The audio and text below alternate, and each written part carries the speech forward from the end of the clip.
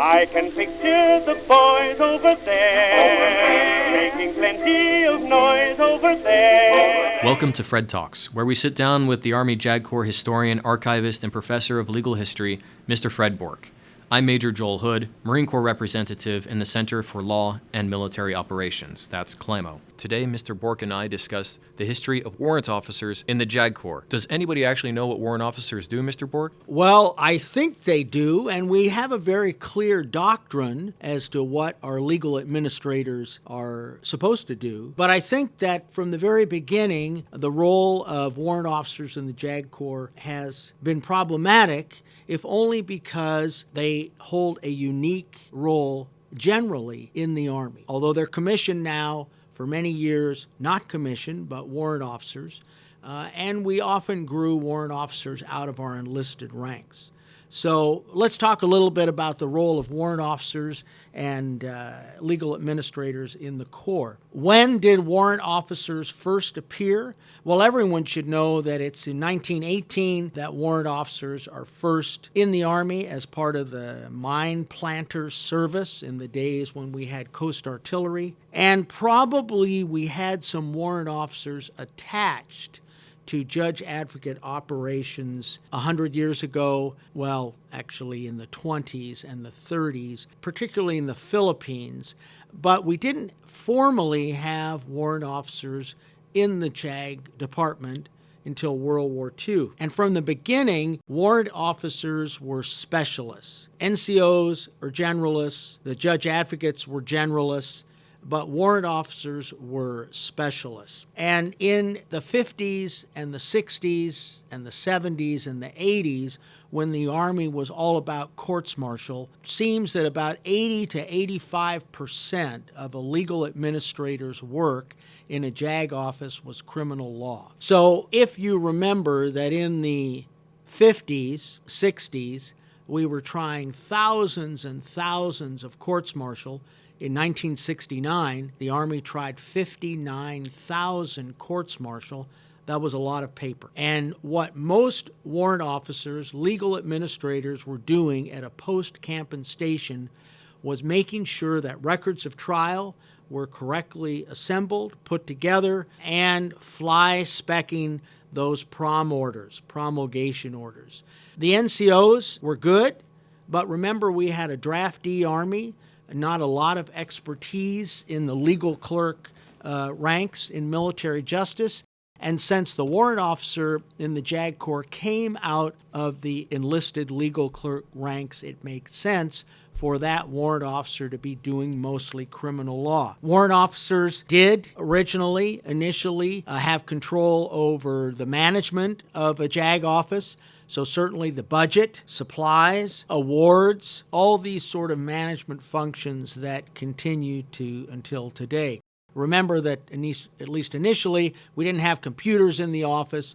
So really you're looking at your warrant officer as your office manager. And to some extent, none of that has really changed. The problem is that over the years, the JAG Corps did not do enough to distinguish between the roles, the duties, responsibilities of its legal administrators and its senior paralegals.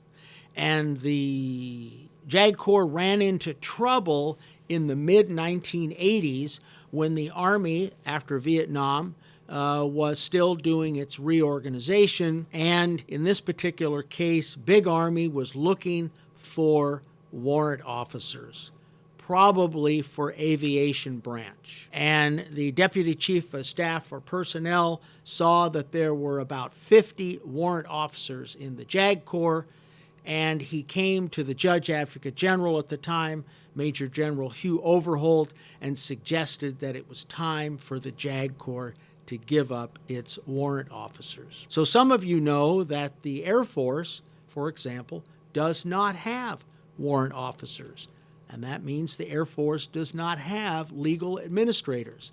And so one of the arguments that the Deputy Chief of Staff for Personnel gave to General Overholt was, I don't really see why it is that you need legal administrators when the Air Force JAG Corps does just fine without them. Overholt pushed back very, very hard. and insisted that we needed legal administrators, that they provided something that was really important in the Corps that our senior NCOs could not do. And things all came to a head, and this is a true story, things all came to a head when the Vice Chief of Staff of the Army, General Thurman, was about to make a decision as to whether or not the JAG Corps should keep legal administrators, and General Overholt went to General Thurman and said, "Look, boss, I'm willing to give up 50 judge advocate slots if you will let me keep my 50 legal administrators." And General Thurman said, "Are you serious? Are you really willing to give up 50 lawyer slots?" And Overholt said, "Yes, I am." To which General Thurman said, "Well, if you feel that strongly about it, you can keep your legal administrators and your judge advocates." He made a good case. He made a very good case. And I think this is one of the lessons, is that our legal administrators are really important to the smooth functioning of every legal operation. But you have to be careful that you always differentiate and distinguish what it is about legal administrators in the Corps that is different from what everyone else is doing. And we've done a good job on that over the years. Judge advocate legal administrators are involved in security issues, not just budget and planning, supplies, of course, IT somewhat as well, although in these days we try to move the IT function over to some of our experts, such as a G6. But legal administrators continue to be a valuable part of the JAG Corps operation, and historically have always served as that bridge between the officer side of the house and the NCO side of the house, because we grow our warrant officers out of our NCO ranks. Not much criminal law today, and at the beginning, where it was mostly criminal law, now much, much more. In education and training, this is an interesting point.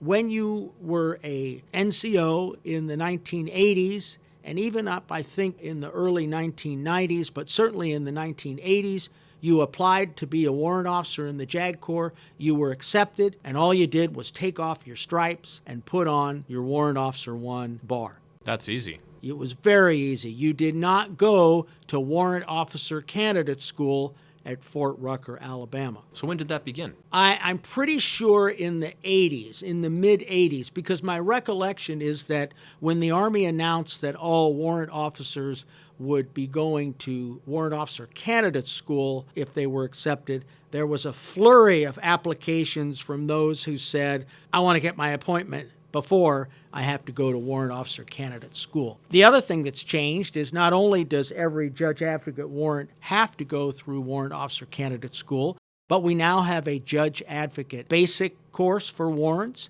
and a judge advocate warrant officer course for warrants.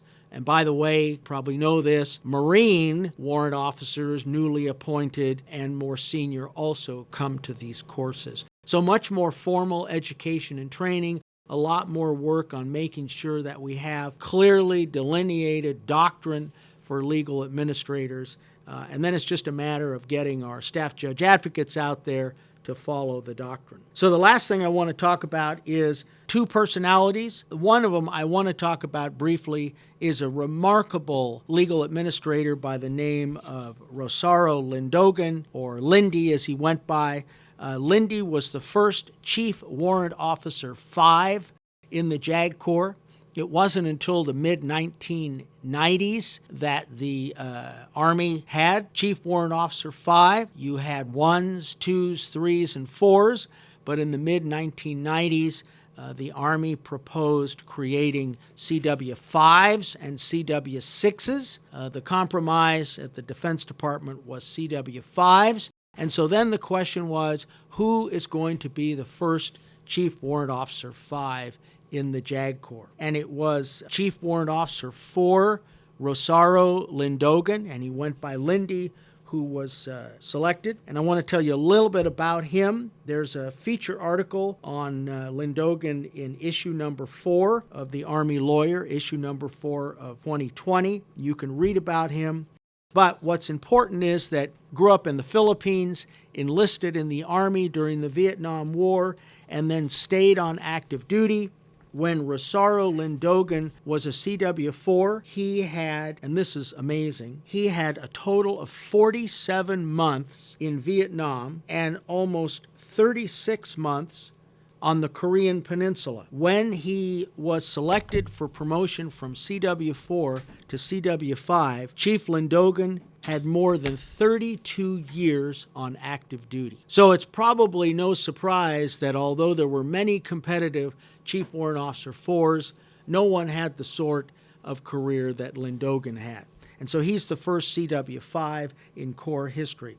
The other person to talk about, Chief Warrant Officer 5 Sharon Swartworth, our most highly decorated warrant officer in history. After her tragic death in combat over Tikrit, Iraq in 2003, when the helicopter in which she was a passenger was shot down, Sharon was killed. Very, very tragic event, a great loss to the Corps, and she was posthumously awarded the Distinguished Service Medal, becoming the most highly decorated warrant officer in JAG Corps history. And that's it. That's a brief history of legal administrators in our JAG Corps.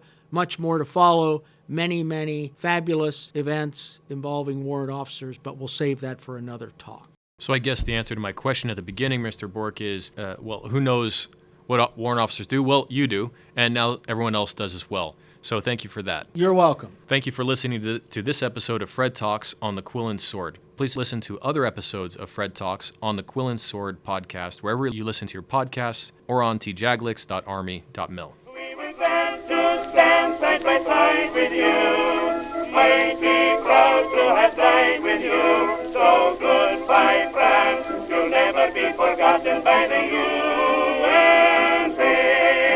The views expressed or implied on this podcast are those of the participants and do not necessarily reflect the views of the United States Army JAG Corps or other organizations with which the participants are associated or by whom they are employed.